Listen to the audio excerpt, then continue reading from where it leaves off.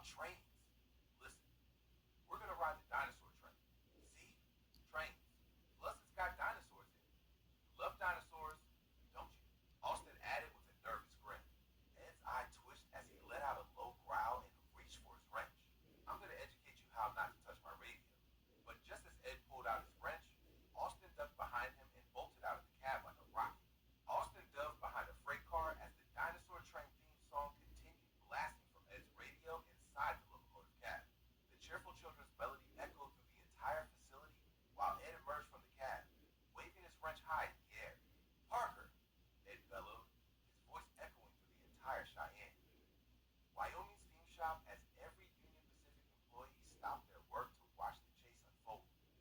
So help me, Parker, if you fuss with my radio again, you're gonna go extinct just like those dinosaurs, Ed shouted, his voice reverberating off every wall and piece of machinery in the facility while the upbeat dinosaur song continued mocking him from his own radio. Eventually, Ed stomped back into the cab, yanked Austin's phone from the radio, and switched it off with an angry grunt. He got back to his maintenance work, grumbling under his breath as he wiped down the gauges. I swear, I'm gonna wring that Parker's neck one of these days. That was so funny.